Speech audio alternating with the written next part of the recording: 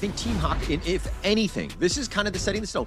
Nova is not going to go away. If you're going to be joining the MKL Spring as well, Team HOK also need to ensure that this is a great time to learn from one of the best teams in the world, right? And having that opportunity, taking those licks, if you will, or even being able to pull out some W's, now is the time to really experiment, really take the fight to Nova Esports and make a name for yourself. Because again, when Nova see you later down the road, they don't want to look at you as somebody we just stomped over. We want to be like, oh, this is a team that is super difficult to play against.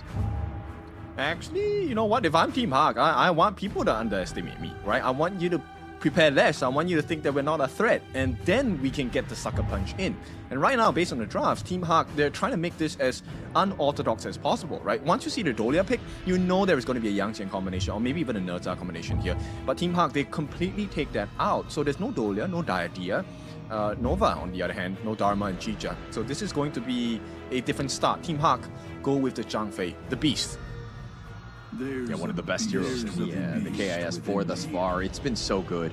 It's top 5 most picked thus far. 15 games. It has 10 wins, 67% win rate. It's just so strong, right? And this is a great starter, but it looks like Nova Esports, the Lian Po was the usual counter into the Beast, but it looks like the Lapu Lapu has kind of shifted and geared more towards that counter pick. But going with a Lung here, is that going to be enough, so to speak, for this potential big team fight there? I think it's great, right? Lung obviously offers you a couple of things. Number one, free burst damage onto turrets, even with backdoor protection with your Flaming Palms. That's number one. Secondly, the ability to get out of sticky situations with your Infinite Vastness, where he takes on the Dragon form, his ultimate. That is one of the key things to be able to use against Team HAQ. But the crazy part about this is the fact that the Rifat Datu, or also known as Lapu Lapu for our newer players here, in the hands of Waypit, it's actually a straight-up counter against the Unbridled Outburst ultimate of the Beast.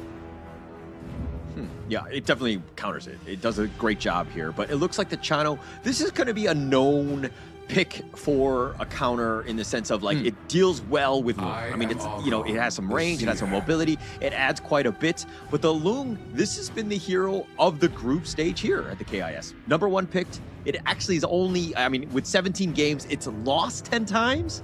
So it has a 41% win rate. It hasn't done very well, but it seems like teams have really leveled up and figured out just how to counter this Lung hero.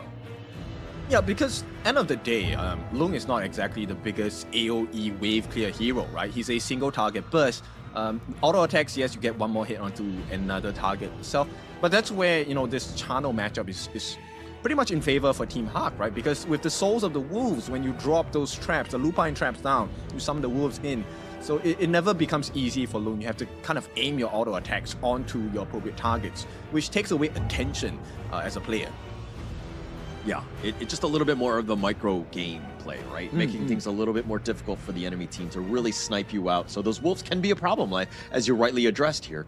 But going into this one, look, they have a lot of damage. The pack leader, the Chano, is going to be fine from Team HAQ. They have the Byron as well as the Beast to kind of just have that like initiation, counter initiation, stun lock galore. Great. But Team HAQ, I think that they need a little bit more, just a way to kind of deal with the Ogren here is the Agudo, which has been banned out. What other pick are you looking to go for Team HAQ here? Actually, I think based on the bans of Team HAQ, they're looking for another tank here, which is not a Luna, but Luna will be the answer here. Because, you know, when you ban the Lupu, the Unrivaled Warrior, you're expecting that, hey, you don't want a true damage to cut down the waves, right? And I think the idea behind this is Luna as the Moonblade, she's able to get her extra armor when she lands her skills as well. So they're hoping that there is no counter in the form of we ignore the armor values, we just go straight for your HP. So I think it's a good idea to ban out the Lupu here. But execution, this lineup from Team HAQ is pretty mechanically difficult to execute. I mean, when you're looking at the Luna in particular, the Moonblade, definitely, right? But you have some potential targets. If you're able to get that control on the Lady Jean as well as the Lung, those are going to be very juicy targets. But getting to that one, plus the Ganon Mo, dealing with the potential poking and prodding with that path of passing that the Ogren will be bringing, and kind of just floating in and out of the fight, it's kind of like, can he hit his daggers? Can the Luna jump into the back line? There's a lot of questions going in. But while this lineup is a little bit difficult in terms of like mechanically playing it as a team, But is this draft good enough to take down Novas here? I think it can, right? There is always this potential, especially Man in this mid. He needs to do a spectacular job of making sure that those couple blades land. If he does, I mean, it's instant burst. The Long, Muchi does not survive this. You can be a great player, but health bars are health bars. Once it's gone, you're dead. Yeah. Actually, one thing that we've kind of noticed is that sometimes Nova Esports like to draft without that frontliner. They have a decent number of them in terms of the Ogren. You have the Lapu Lapu as well. And that's been kind of the story of the KIS4. Having that frontliner, somebody who can kind of provide that vision, keeping your squishy guys like the farmlaner, like the Looms alive, right? You need a little bit of a buffer, right? And having that is going to be key going into this game. But looking at these drafts, for both sides, I do think that the Team HAQ has some play, but again, a lot of pressure is going to be on, of course, as you addressed the Ganenmo and the Luna here in terms of just getting on top of Nova here. Yeah, they don't really have the best early game. If you take a look at Team HAQ's lineup here, this is a huge risk, and you know Nova knows their weakness, right? So I'm curious whether Nova would test the lineup of Team HAQ here. If Kongling goes for the initial level 1 invade, even if it's for the Tusk Boars, that is the safer invasion route, right? The other way Nova plays this is, let's just go ham. Let's take away the Azure Golem from the Luna, and Bai is not going to have a good game right off the bat because of that. Yeah, I feel like if the Luna ever loses a blue buff to a steal or whatever it is, or Bai happens to die early in like the first 8 minutes of this game, they might just auto lose. Like that's the kind of pressure and knife's edge that they're going to be on throughout this game, because you know, there's going to be, again, a lot of eyes on Bai and just limiting his farm. Yeah, and right off the bat, we really start to see this, right? Kongling already doing a very good job. We know that this was a soft guarantee on towards the Tusk Boss, but taking away the Crimson Golem, that is not part of the plan. That is not supposed to happen. Nono needs a little bit more help here, but straight away, 3v2, Muchi comes in and joins. You know, Bai is going to be here, but is it going to be fast enough? Duo actually has to use the heal, but he's going to give up first blood. The Flaming Palm, Wizreal. Now Bai is showing up, but he's getting damaged as well. He's going to be shut down on this one, and Man just running for his life, and this is a disaster of a start for Team HAQ.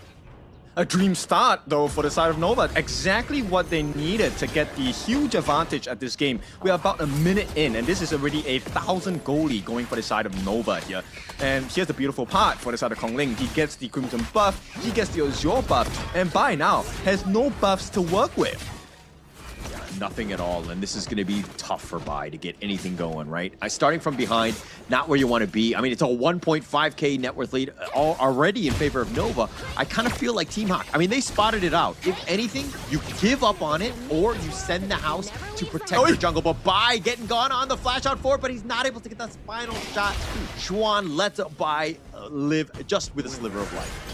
Yeah, Xuan was definitely making a little bit of a micro mistake. Whether it was on purpose, I'm not sure, but you can be sure Bai needs to thank his lucky stars. He should have been taken down at this point. Nova already have close to 2,000 nice lead. Huge. I mean, this is a disaster of a start. This is not how you want to do it. Nuno actually has to recall already, and now Lolo's going to be left behind. He's going to get gone on. The Ocean of Tears is actually going to stop the recall from Nuno as he has to do the Walk of Shame on back. But this is pressure on the bottom T1 already, and they're going right for the Crimson because they have this thing on a timer lockdown.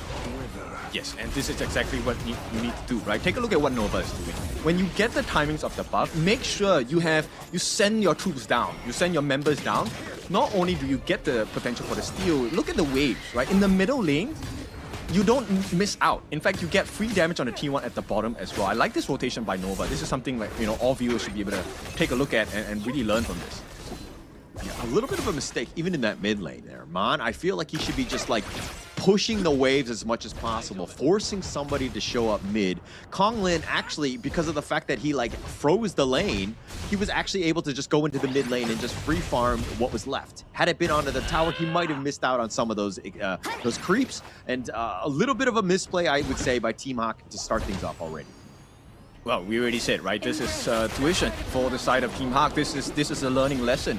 And Nova, you can see, Kongling actually shares the wave with Wendy, as he didn't take the entire wave. He left half of it for Wendy, went back to take his buff, and now share the remainder of the new wave with the different members on the side of Nova Esports. So very good use of maximizing all the gold value that's available on the map. Yeah, it's all about efficiency, right? I mean, Nova Esports, the way that they're able to manipulate the lanes as well as move across the map, ensuring that Konglin is, I mean, he's already got the level advantage. The net worth, we'll have to see that separately, but there's guarantee that he's on top right now. He's done such a great job of just being across the entire map, absorbing and taking everything across. Yes, and this is where they actually split the resources. Nova here, trying to go for the double take here. Attempted steal, not going to be working. Oh, it looks like they find it. The Garter Grave, Mon is just running for his life, but he's going to be seer stated in the sense that he's going to be connected. The Conductor of Souls is going to be on point, but Konglin getting a little bit low. They find Bai, they turn this around, and now Team HAQ with a 4-man stun, not enough. The Malaysian flags have been planted on both ends, but Nova Esports coming out on top as they got 2 more kills.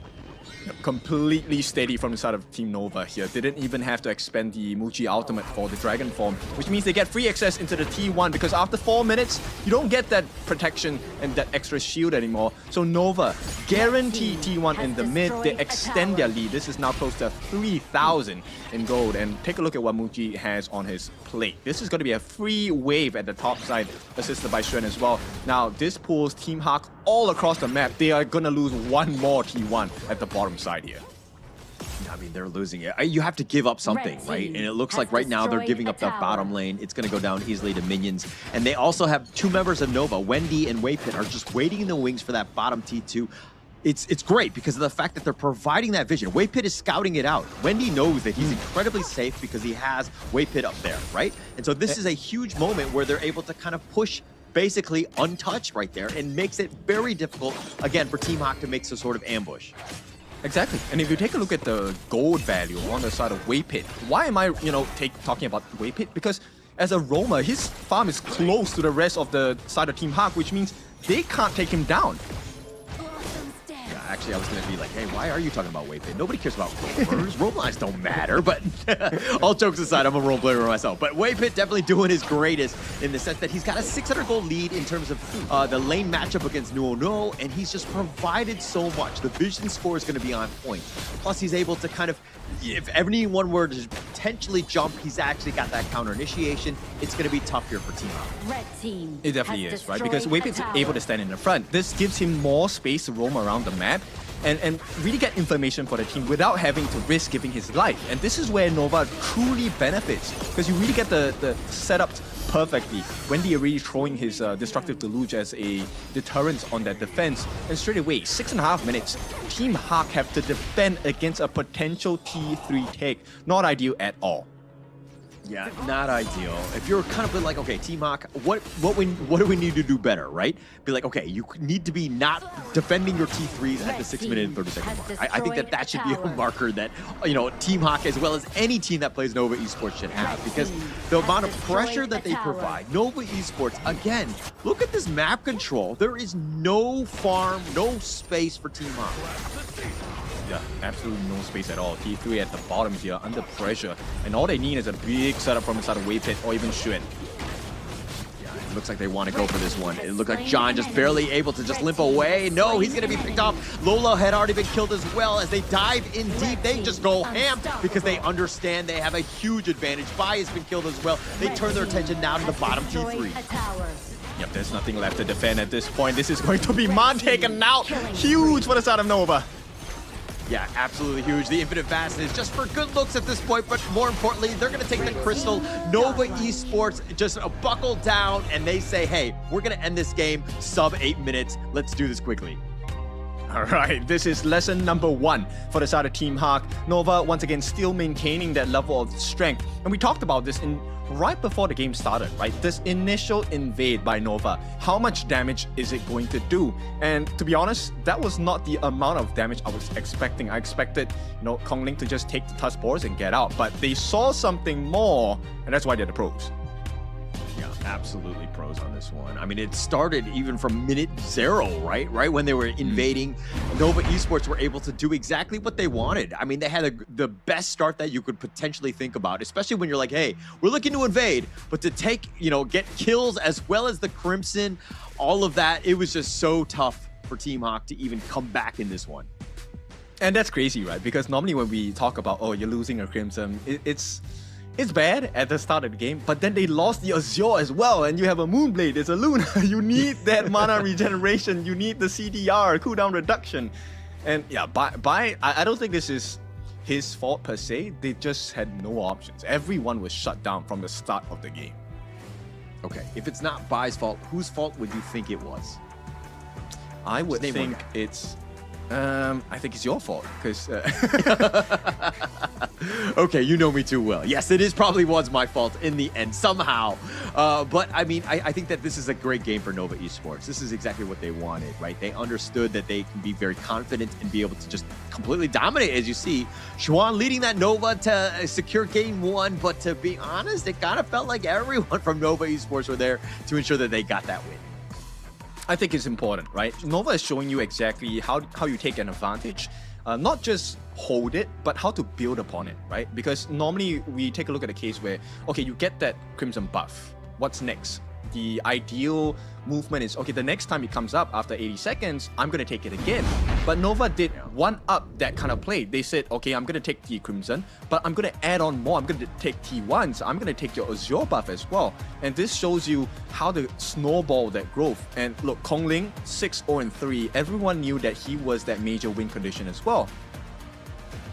I mean, the KDA don't lie, right? At this point, I just feel like he's greedy and not sharing the kills, but Kong Lin was just literally running it down, staying alive, had the most net worth in the entire game, and just made a very quick game of this because he was able to farm and he was just efficient across the map. And this is exactly what they're looking for, Nova that is, in terms of that jungler, of being able to just be self-sufficient, but at the same time, take advantage of all of the little advantages that we're giving you across the map. Right, so let's take a look at the stats here. Well, this is why I like, Nova's mid lane, Wendy. Wendy is always very silent and quiet, especially when, the other members are taking the lead. But Wendy always gets those setups. The amount of damage he dealt, 45,000 here. One of the main reasons was because he was consistently throwing his ultimates down as a deterrence against the multiple members of Team HAQ. And they couldn't get the initiation that they wanted. To be honest, Team HAQ's lineup, they can turn this game around, but it requires Nuo, John, and Man to pull off the trio combination to, maximize the damage from Man, and that never presented itself because of Wendy. Yeah, no real chance. I mean, it was like the poking and prodding, that you see from the Lady Jean. He was constantly up in front, just, always there. The maximum range and it's like understanding the reach of your attacks. He was always at the maximum, and he was never really under pressure. So he was able to do that, and which is hard to do, especially against the Gan and Mo, who can outrange you. But he was not able to hit, the marks in terms of net worth and have that damage to really return that firepower back. That's the crazy part, right? As a Lady Chen, as a Cascada, you're kind of like, okay, my range isn't as far as the Smith and Blade, but you know what?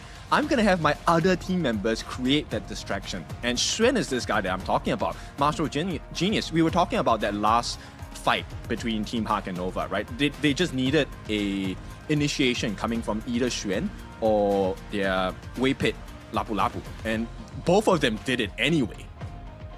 Yeah, they were able to just take control, right? I mean, it just looked like, all of these little lane matchups that we're seeing here, all in favor of Nova Esports, especially in a game that went, again, under 8 minutes. It's going to skew quite a bit, but these are things where when you go back to the locker room and kind of discuss things in terms of what we could do better, you have to start with the lane, right? You cannot be losing that one. I think that there was a huge critical mistake early where Nuo was sticking around and just trying to outfight them when he was outnumbered, and Bai was nowhere to be found. It's like one of those things where, okay, if we're getting invaded, we need to have the team here to defend, right? We have the numbers advantage. We should be able to do this, or we give up on it completely and look to invade their jungle.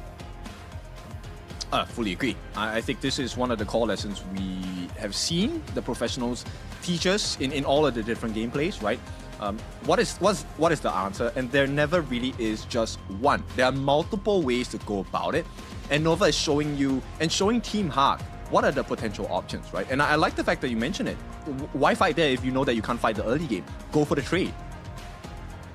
Yeah. I mean, just take the space that's given to you, right? You know that they're there. You had that potential vision. Just go invade their boards. Go into their, and take their Crimson away. But of course, the MVP. I mean, when you have a KDA like that and you're able to run it down on people, it's of course going to be Konglin here. 603. The damage taken, he was that absolute beast. And he always stayed alive, even with that, small amount of health. Because sometimes it was close, but he didn't die a single time. Almost a perfect game there by Konglin here. Yep. I mean, the moment he set foot onto the gorge and the battlefield, it was truly his first skill, right? The path of passing. But this was the passing of the 5 different members on the side of Team HAQ. The moment he came in, boy, it was over. Yeah, it's definitely over, right? I mean, wherever Konglin went, everyone else from Team HAQ were like, okay, we just can't fight. We just can't be here, right? We're definitely not behind, or we're definitely not able to kind of compete. We're not on the same level as this guy in terms of farm. We have zero chance. So again, got to use that space. We got to find things out, and you'll see most of that in the highlights here. Yeah, not even first minute, you get potential, first blood, and this was fed into Muji, by the way. Meanwhile, while Konglin actually saved his smite, he didn't use it for the Tusk Boars, actually used it for the Crimson Golem here. And once they got that started, it was all about, okay, can we bait them in? Does Team HAQ, oblige? Do they take out invitation and come and fight? And Team HAQ did, which was, not the correct information and choice, hindsight bias, of course. And look at Schwan, all the way in the back line. There's so much space for the rest of them, and they get the pick off onto John because he was isolated. This started with Schwan with that initiation. Wendy was tenderizing them the entire time with just all of his skill usage, and he was just able to pick them off. And Team HAQ right now, it was like once you're down a member, it's like, okay, how do we even deal with Konglin? How do we deal with Muji, who are always in our face? And that was an easy game win for Nova, a very clean one. Yes, also just a very small little, thing on the side of Nova, which is the timing of the sprite link usage, right? That's why Xuan did